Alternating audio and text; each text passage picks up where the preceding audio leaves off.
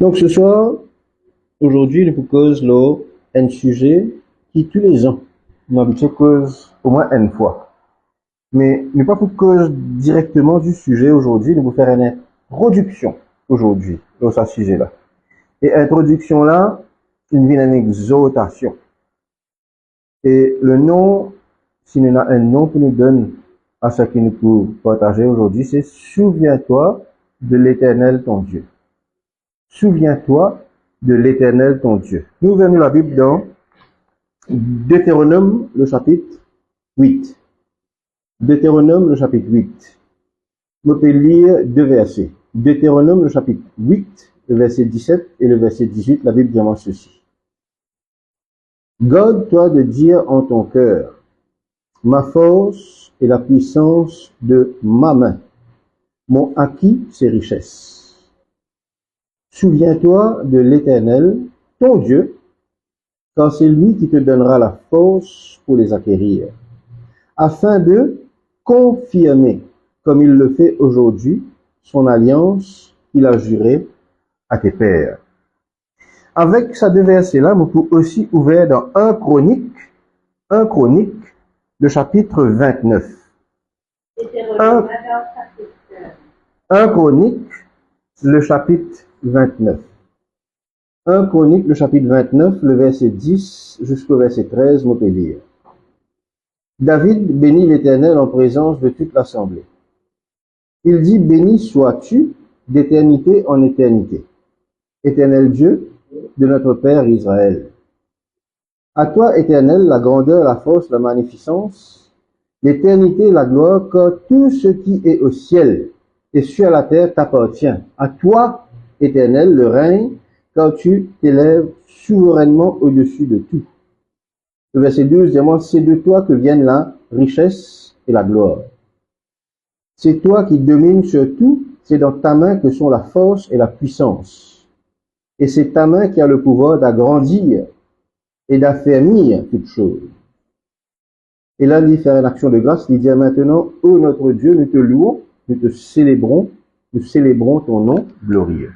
Qui l'on trouvait dans Deutéronome et qui l'on trouvait dans 1 Chronique. Nous trouvons que la Bible parle nous de richesse dans Deutéronome. Et la Bible parle nous de richesse avec le nerf dans Chronique. 1 Chronique. Et qui fait mon envie, en fait, c'est pas mon envie, qui fait le Seigneur, il guide moi vers Deutéronome, le chapitre 8, parce que le sujet qui me tient envie de partager, c'était comment nous faire tous les ans, nous besoin de donner. Il est important de donner. Il est important de frire. Il est important de semer. Et la Bible cause nous de plusieurs façons de donner. Mais ça, ce sera la deuxième partie du message. La première partie du message, nous pour trouver qui bon Dieu fait pour nous. Oui, nous besoin donner. Oui, nous besoin semer. Oui, nous besoin donner la dîme, l'offrande. Oui, nous besoin faire la charité. Mais qui bon Dieu fait pour nous? Quelles sont les bénédictions que Dieu il réserve à ce bon enfant? Bien souvent, nous dire, et ça dit, là, il nous guérit. Ça veut dire, d'après l'autre, bénédiction bon Dieu dans la vie. Et ça dit, là, il gagne la monnaie. Et ça veut dire, il y a une bénédiction bon Dieu dans la vie. Non. Nous prenons lit à l'envers. C'est parce qu'il te la bénédiction bon Dieu qui te gagne la santé. C'est parce qu'il te la bénédiction bon Dieu déjà dans la vie qui te gagne prospérité. C'est parce qu'il te a déjà bénédiction bon Dieu dans la vie qui te gagne le bonheur et la grâce qui accompagnent toi tous les jours de ta vie. Donc, oui, nous besoin donner. Maintenant, comment on peut dire donner? Si on donne la tête, nous avons un raisonnement qui veut nous dire, aïe, les poucauses, casse encore. Casse, c'est une façon de donner. Il y a plusieurs façons de donner. Nous pouvons donner le temps. Nous pouvons donner la prière. Nous sommes capables de donner de nous-mêmes. Nous sommes capables de donner l'argent. Nous sommes capables de manger. Nous sommes capables de partager. Et il y a beaucoup de façons que le chrétien est capable d'œuvrer. C'est cause de œuvrer. Maintenant, le Seigneur, il met dans le molécaire Deutéronome, le chapitre 8. Il y a 20 versets dans Deutéronome, le chapitre 8. Nous pouvons lire ensemble du verset 11 jusqu'au verset 18. Nous ne faisons que lire 17-18. Nous pouvons lire du verset 11 jusqu'au verset 16 ensemble. Et puis, nous pouvons lire verset par verset ou deux versets par deux versets pour nous comprendre qui bon Dieu peut expliquer nous dans ce chapitre-là. Nous pouvons lire Deutéronome 8 à partir du verset 11. Écoute la Bible qui dit. La Bible dit, garde-toi d'oublier l'Éternel. Vous pouvez lire un coup jusqu'au verset 16 et puis nous pourrons revenir sur le verset 11. Garde-toi d'oublier l'Éternel, ton Dieu, au point de ne pas observer ses commandements, ses ordonnances et ses lois que je te prescris aujourd'hui. Le verset 12. Lorsque tu mangeras et te rassasieras. Lorsque tu bâtiras et habiteras de belles maisons. Lorsque tu verras multiplier ton gros et ton menu bétail, s'augmenter ton argent et ton or, et s'accroître tout ce qui est à toi. Le verset 14. Prends garde que ton cœur ne s'enfle et que tu n'oublies l'Éternel. Le verset 14 continue. Ton Dieu qui t'a fait sortir du pays d'Égypte, de la maison de servitude. Le verset 15 qui t'a fait marcher dans ce grand, affreux désert, où il y a des serpents brûlants, des scorpions dans les lieux arides sans œufs, fait jaillir pour toi de l'eau du rocher le plus dur. Et le verset 16, qui t'a fait manger dans le désert la manne inconnue à tes pères afin de t'humilier, de t'éprouver pour ensuite te faire du bien. Le verset 11 dit, moi, garde-toi d'oublier l'Éternel. Le verset 11, c'est le verset dans lequel nous sommes capables de causer très longuement. Et moi, vous prenons le temps, nous pouvons causer longuement sur le verset 11. La Bible dit, moi, garde-toi d'oublier l'Éternel, ton Dieu. La version parole de vie dit, moi, attention, attention. Pas oublier le Seigneur, ton Dieu. Attention. Fais attention. Easy English Bible dit, moi, be careful. Be careful veut dire, pareil comment la version parole de vie dit, faire attention, be careful. Mais il y a une version qui me soit content, nous guettons ensemble, c'est la version Amplified. Amplified dit, beware. Beware. Mon écoute, un moment pasteur qui me content sur mon message, c'est Créflo de l'or. Un jour, Créflo de l'or définit le mot beware. Beware veut dire, il y a deux mots qui font beware. Il y a be, après il y a war. Be, war. Be, war. Be at war. Ça veut dire va en guerre. Ça veut dire quoi? Ça veut dire que tu as besoin de lutter. Tu as besoin de faire un effort pour ne pas oublier le Seigneur ton Dieu. C'est ça que la Bible te dit. Beware, be at war. Faire effort. Lutte en toi-même. Crucifier sa vieille homme là, afin que tu n'as pas oublié l'Éternel ton Dieu.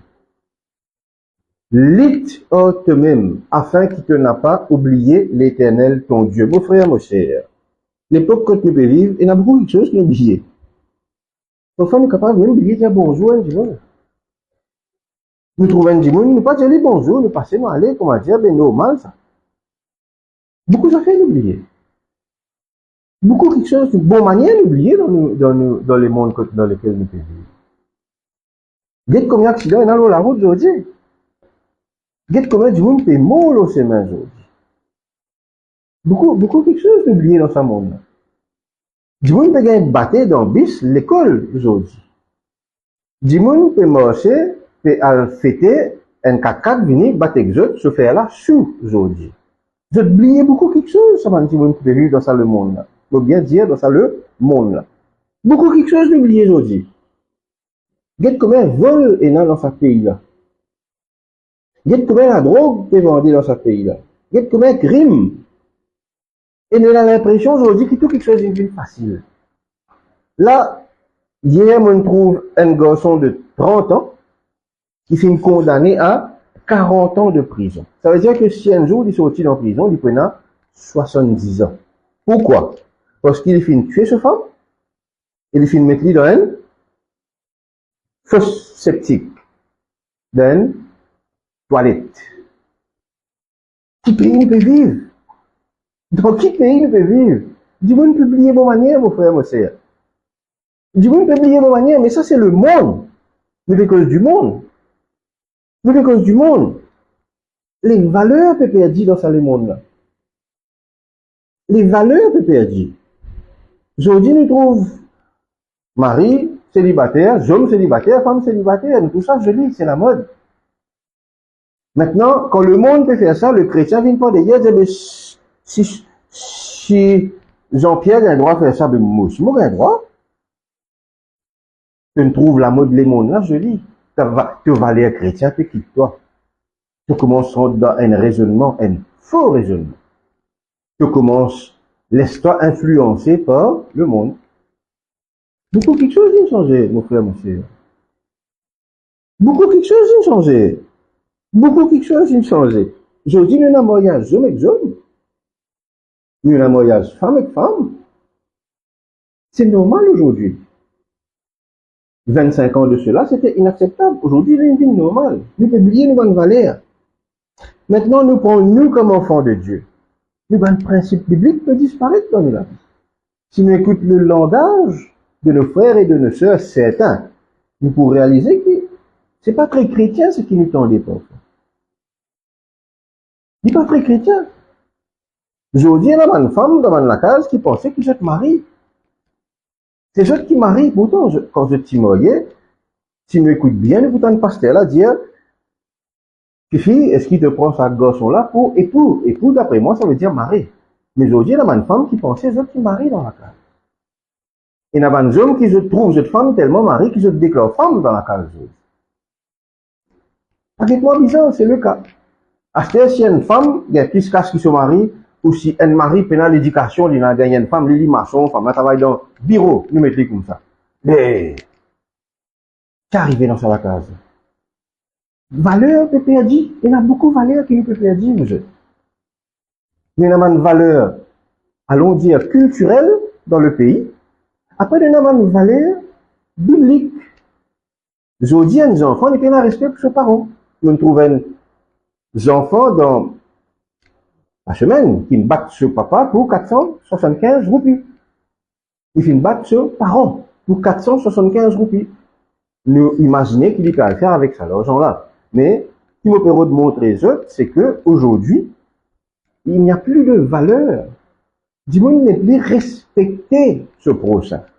Maintenant, valeurs culturelles, ça veut dire les valeurs qui se trouvent dans le pays, c'est une chose, mais les valeurs bibliques, les valeurs qui bon Dieu peut inculquer nous, peut montrer nous. Si ça aussi disparaît, il y a un problème. Il y a un problème. Nous continuons. Dites la Bible qui dit. La Bible dit, faire attention, d'oublier bon Dieu, l'éternel ton Dieu. Maintenant, qui t'oublier valeur, qui t'oublier quelque chose, qui t'oublier dire bonjour ton voisin, c'est un quelque chose, mais est-ce qu'il est capable d'oublier bon Dieu? Comment est-ce qu'il est capable d'oublier bon Dieu? Ça n'a sa bon Dieu là. D'après Jean, le chapitre 1er, le verset 1er, au commencement était la parole était Dieu, et je tiens celle. C'est-à-dire que si mon vie comme bon Dieu, que mon besoin faire, mon besoin de la Bible. Si mon vie a une relation avec Dieu, mon besoin de la Bible. Mon besoin prier certainement, mais si je lis la Bible, je peux lire bon Dieu. Je peux cause de sa bon Dieu. Mais comment est-ce qu'il me fait pour m'oublier bon Dieu? Je peux lire la Bible. Comment est-ce qu'il me fait pour que bon Dieu disparaisse dans ma vie? Je peux lire la Bible, mon frère, mon soeur. C'est la seule façon qu'il m'a capable de faire pour m'oublier mon Dieu. Ou pour qu'il me prenne une relation avec sa bon Dieu. La Bible dit à faire attention d'oublier sa bon Dieu là.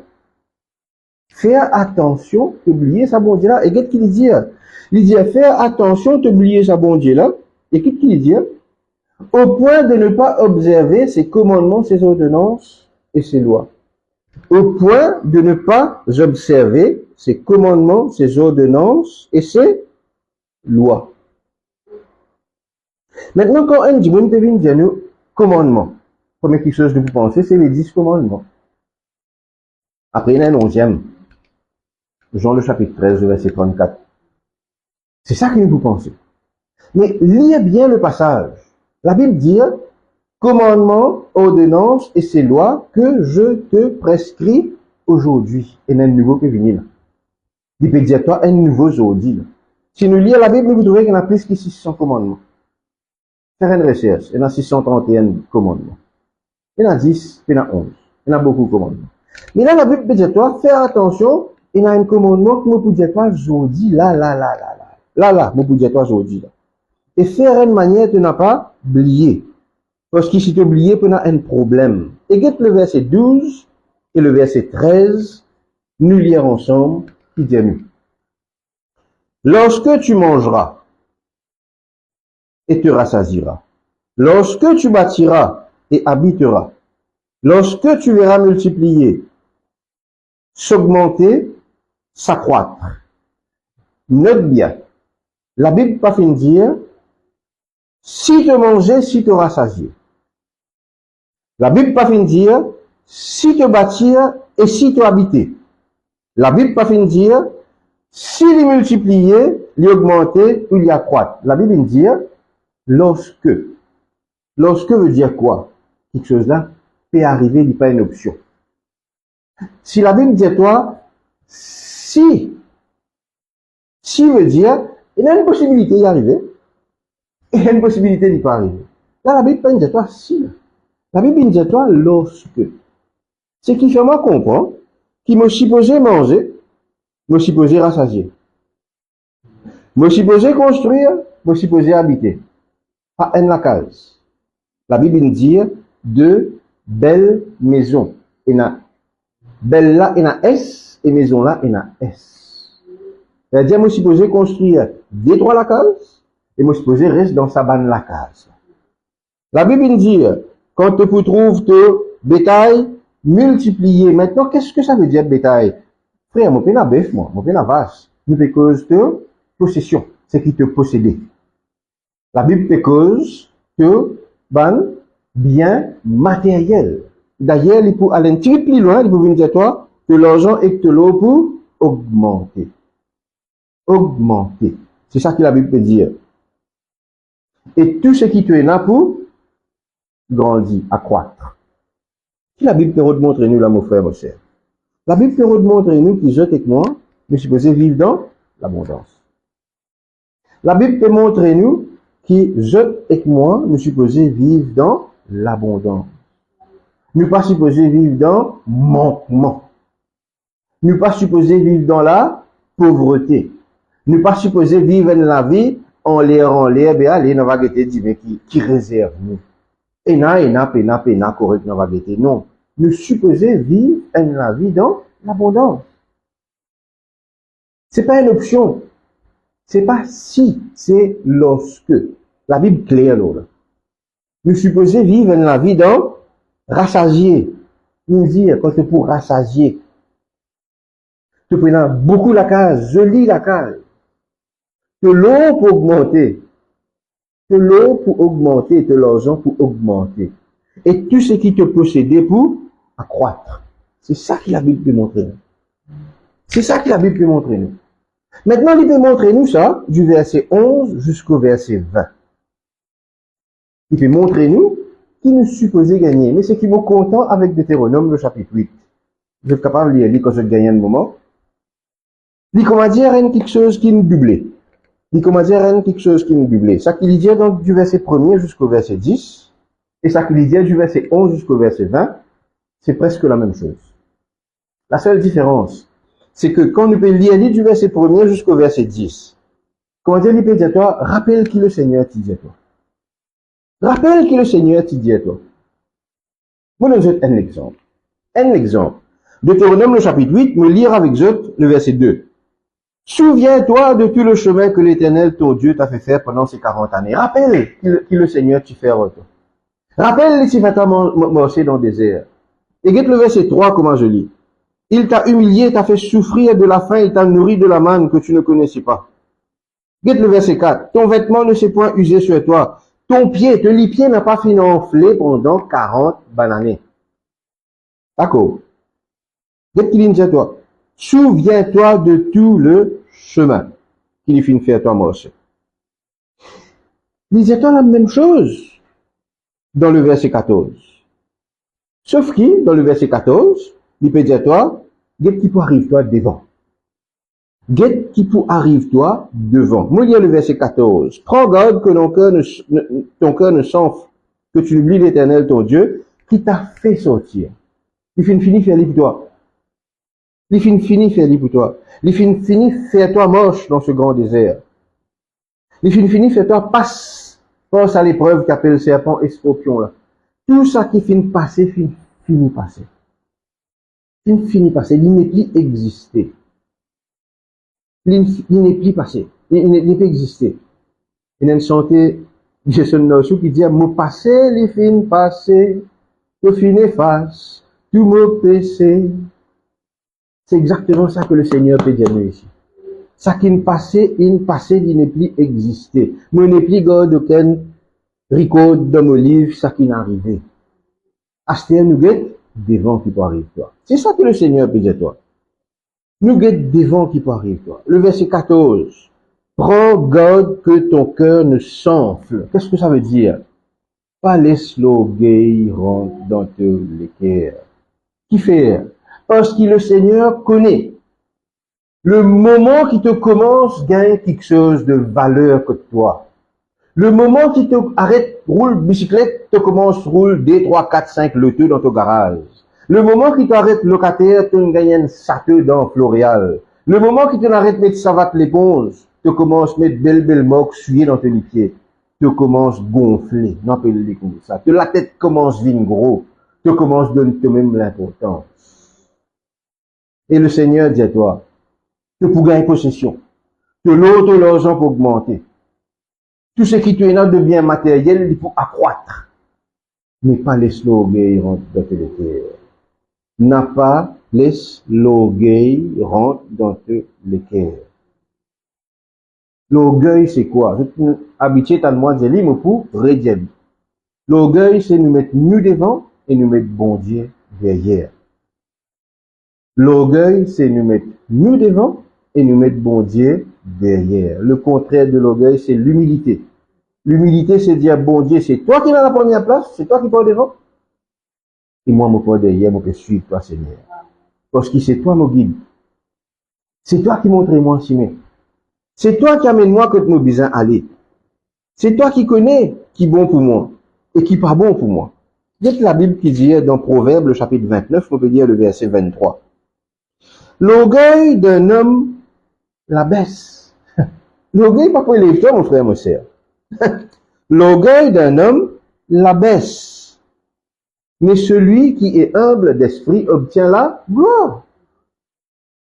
Tu as l'orgueil dans lequel tu peux dégringoler. Toute sa possession qui, bon Dieu, fait promet toi. Toute sa bénédiction qu'il déverse dans la vie là, si l'orgueil rentre dans la tête, dans le cœur, dans la vie, tu peux dégringoler.